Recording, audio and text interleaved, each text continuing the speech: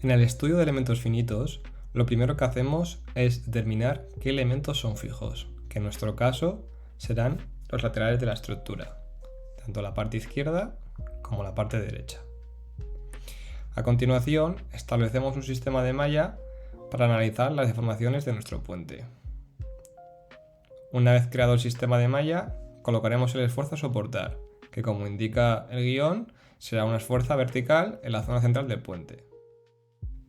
Realizada la simulación, obtenemos, por un lado, la tensión de von Mises del elemento que más trabaja, y de la misma manera el coeficiente de seguridad con un valor de 0,2 megapascales. Mediante la simulación, observamos que el elemento que falla en la realidad comparado con el elemento que falla en el modelizado no coinciden, ya que al tener un número elevado de elementos en la simulación, el software no es capaz de interpretar todos y limita la capacidad de cálculo y comportamiento de los mismos.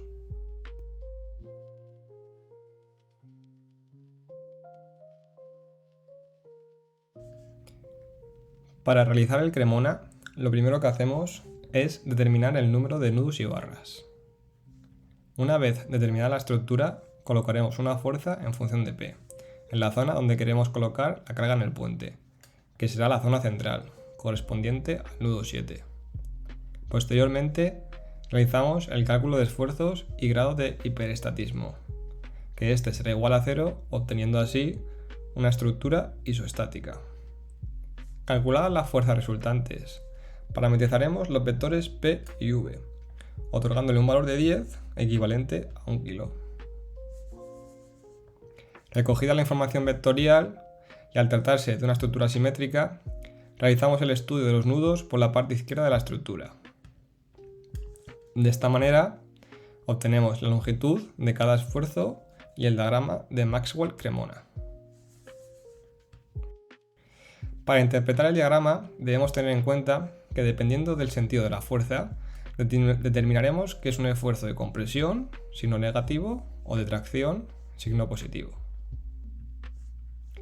Introducimos los valores obtenidos en Excel y otorgamos a P un valor de 50 newtons, observando así que los valores de esfuerzos que soporta cada barra y que el elemento que más esfuerzo soporta según el Cremona se localiza en la zona central del cordón inferior, correspondiente a la barra J. En el primer puente construido y probado en el laboratorio, como podemos observar, el fallo sí que coincide con el estudio realizado en Cremona, mientras que por otro lado, para el segundo puente, el elemento que falla no coincide con el elemento que indica el Cremona. La razón de por qué el segundo puente el fallo no coincide con el Cremona es que debido a que el cordón superior sufre una compresión excesiva, hace que sufra un pandeo lateral, provocando que los nodos laterales del cordón inferior fallen.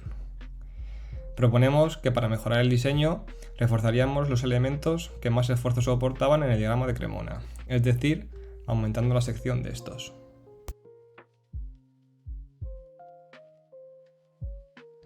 Para la realización del cálculo matricial de nuestro puente hemos utilizado la función FrameAnalysis de Inventor, con la cual a partir de las cargas podemos calcular los desplazamientos, haciendo uso de un cálculo igual al que hemos empleado en clase pero realizado por el programa, el cual a partir de las fuerzas en cada nodo puede calcular cuáles son los desplazamientos de la estructura. En este caso hemos aplicado una carga de 60 newtons, que sería equivalente a la carga aplicada durante las prácticas.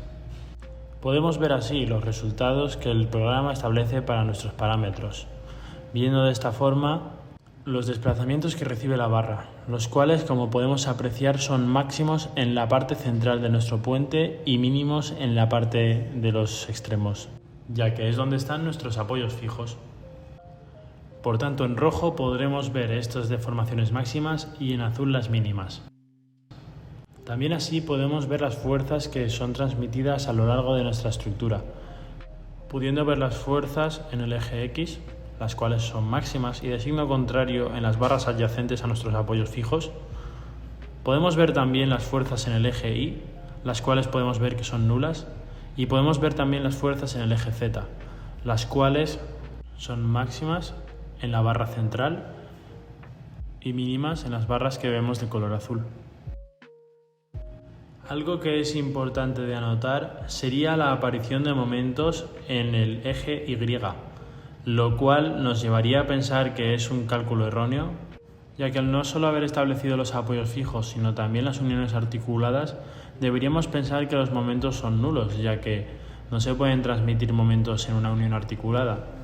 Pero tenemos que tener en cuenta que este programa no es una fiel representación de la realidad, sino que simplemente es una simulación, y la interpretación del ingeniero debe ser acorde con la herramienta utilizada.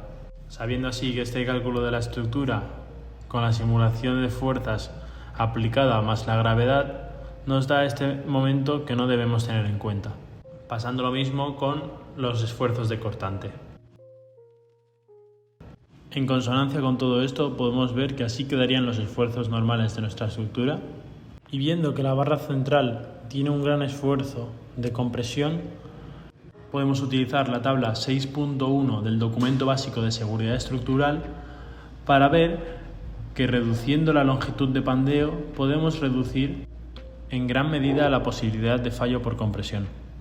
De esta forma haremos la longitud de pandeo la mitad de la original, reforzando así en gran medida la resistencia de nuestra estructura a pandeo y obteniendo así una estructura que será capaz de soportar una carga mayor.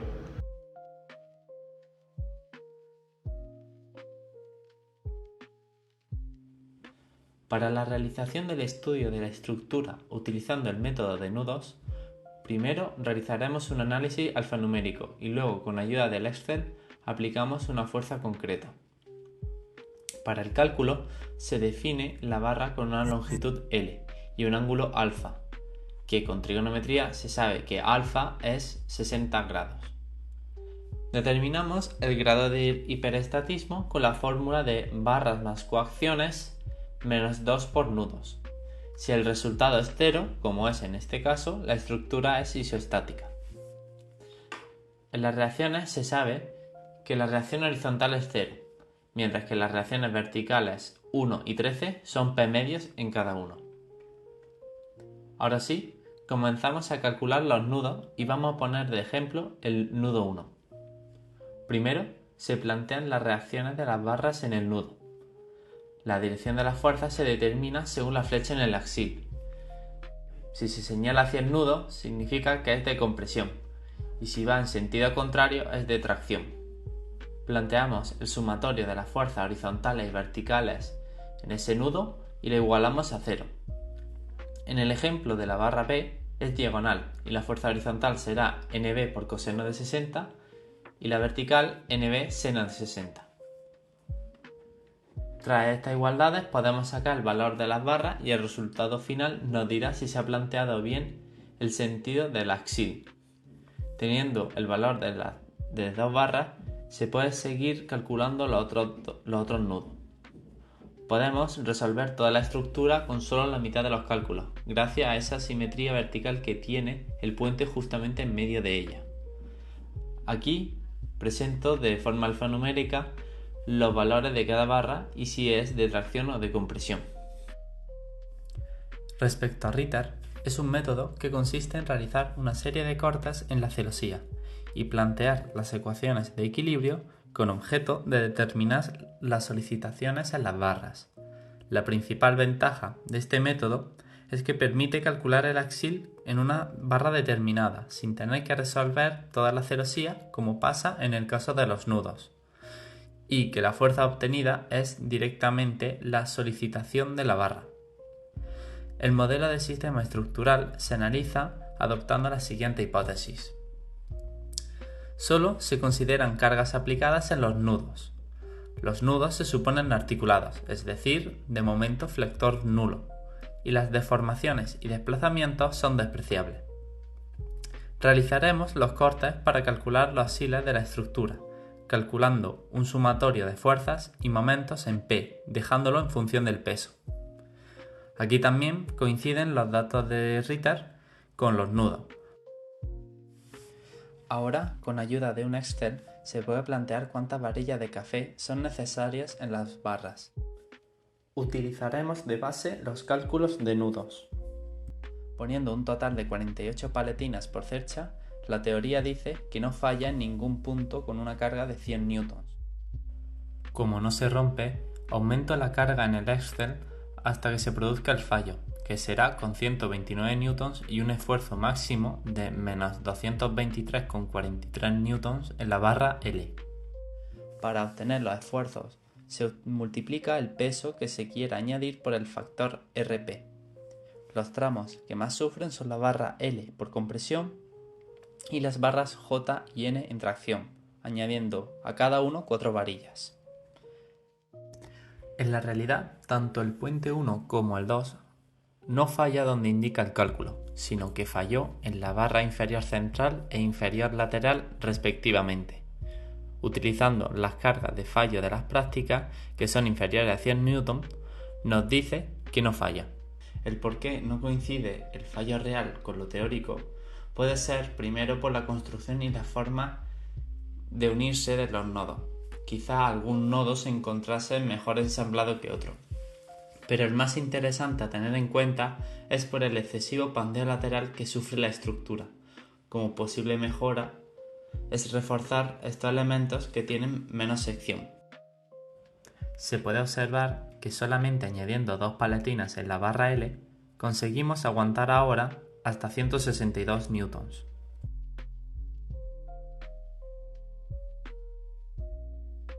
El diseño es una estructura Warren, que es una de las estructuras más clásicas y utilizadas, caracterizada por tener buena resistencia mecánica frente al precio de materiales utilizados.